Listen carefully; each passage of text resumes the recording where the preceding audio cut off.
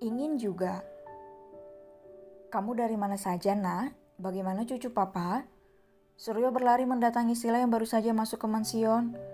Jessie dan Ramon hanya tersenyum merangkul satu sama lain, sementara Pipi tertawa kecil di belakang. Ada Diani yang diam saja. Tadi Sila habis jual baju-baju suami Pak, cengir Sila. Dan cucu papa baik-baik saja, lanjut Sila lagi. Ayo Nak, kita duduk bicaranya sambil duduk ya. Suryo memapas Sila hati-hati soal anaknya itu tengah hamil besar saja, hingga Ramon dan Jessie tak kuasa menahan tawa. Mereka tapi tidak bisa mengeluarkan suara. Harus dijaga calon cucu-cucu papa, Nak. Kamu harus baik-baik, jangan suka keluyuran ya. Papa sangat menantikan cucu ini, kicau Suryo. Sila merucutkan bibirnya. Sebelum Sila nikah, kenapa buru-buru nikah, Nak? Apa Parel memaksamu? Kamu masih muda, sayang. Jangan terlalu dipaksakan.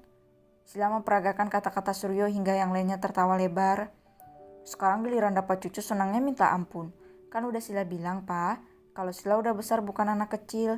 Jika papa ingin punya cucu dari dulu, kenapa nggak bilang-bilang? Celoteh Sila. Mana papa tahu kamu udah besar, Nak? Papa kan taunya anak papa semakin cantik saja. Suryo malu sendiri akan kata-katanya dulu. Sekarang dirinya lah yang paling senang dan tidak sabar punya cucu hebat. Apalagi gennya dari Farel yang memiliki fisik yang sempurna, juga paras yang tampan dan berkarisma. Oh, jadi Farel yang merasakan morning sickness-nya. Suryo mengangguk-angguk paham cerita Sila dan Jessie. Pipi pun menganga sebab ia baru tahu hal itu. Jadi itu alasannya Tuan Farel minta bajunya dibuang, Sila? Tanya Pipi dibalas anggukan oleh Sila. Kenapa manggil Tuan sih, Nak? Berapa kali Papi bilang panggil yang lain jangan Tuan? Tegur Ramon tertawa kecil. Tidak boleh sama Mas Ariel, Vi. Pipi udah berapa kali bilang ingin panggil Mas Farel juga, tapi dianya bilang panggil Mas hanya untuknya saja. Jawab Pipi tersenyum, tapi menahan kesal hingga Jessie tertawa. Biarkan saja, Pi. Tawa Jessie yang tak keberatan Pipi memanggil Tuan pada saudara suami Pipi.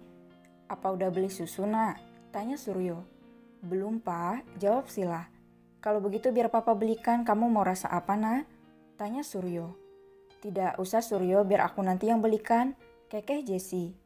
Tidak apa ini cucuku, Jessie, jangan coba larang-larang aku. Gerutu Suryo mengambil jaketnya dan memasangnya hingga yang lain terkikik saja akan semangat Suryo. Sila tidak melarangnya karena tahu papanya keras kepala.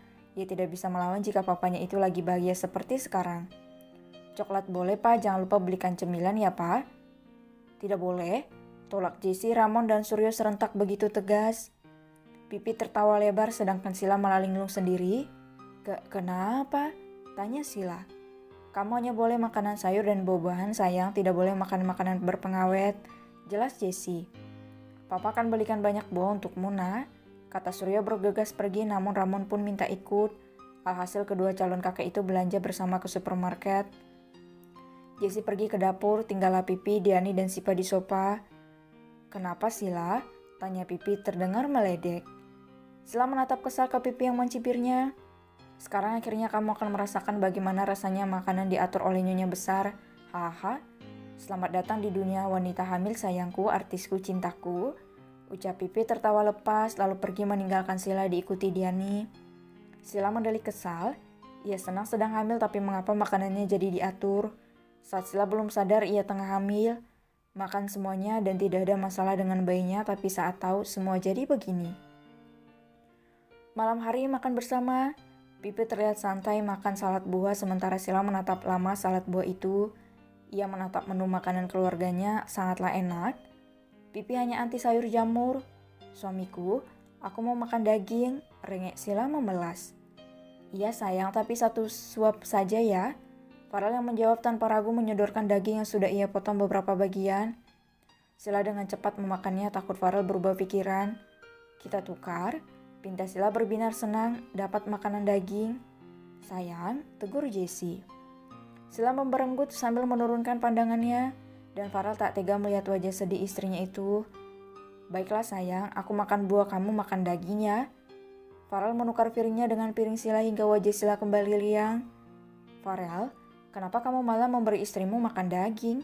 Dia lagi hamil kemarin-kemarin, Sila makan daging terus tiap hari tidak boleh, Rel, tegur Jessie. Tidak apa Mom, kami sehati apa yang Sila makan aku makan, jawab Farel santai. Cak, Ariel berdecak. Iri bilang, istriku hamil aku yang merasakannya, ketus Farel. Ariel membuang muka karena ia kalah. Pipi hamil Ariel tidak merasakan apa-apa selain pipi terkadang suka marah-marah padanya. Anaknya malah sirik karena takut sayangnya dibagi. Pipi terkekik saja melihat wajah masam Ariel. Frans diam saja sambil melirik satu sama lain terutama dengan papinya. Mereka fokus dengan makanan saja. Jessie tak bisa apa-apa saat Farel yang memanjakan istrinya. Kini bibir Sila sudah belepotan bumbu daging. Sila nyengir ke Farel yang menatap penuh cinta padanya. Dengan telatennya ia mengelap tisu, lalu mengelap bibir sang istri. Makasih ya suamiku, ucap Sila dengan manja. Iya, sekarang mau makan buah apa? Tanya Farel hingga Jessie melihat ke arah Farel. Ternyata putranya itu punya cara tersendiri menjaga istrinya. Buah anggur, jawab Sila tersenyum cerah. Anggurnya masih ada, Bi? Tanya Farel. Anggurnya baru saja habis, Tuan. Jawab Bibi pelayan yang tahu hanya anggur saja yang habis. Suryo beli banyak buah tapi anggur hanya beli 2 kilogram dan itu sudah habis disemil Sila. Nanti aku belikan 3 kilogram kamu habiskan ya sayang, bujuk Farel. Sila menggelengkan kepalanya. Nanti gak aku kasih makan yang kamu mau bagaimana? Tanya Farel membuat Sila terdiam dan akhirnya mengangguk pasrah.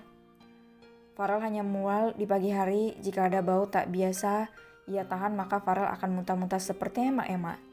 Berbeda dengan Ariel yang sibuk, bertanya dengan Pipi bagaimana caranya supaya ia merasakan kehamilan Pipi seperti Farel yang merasakan kehamilan Sila.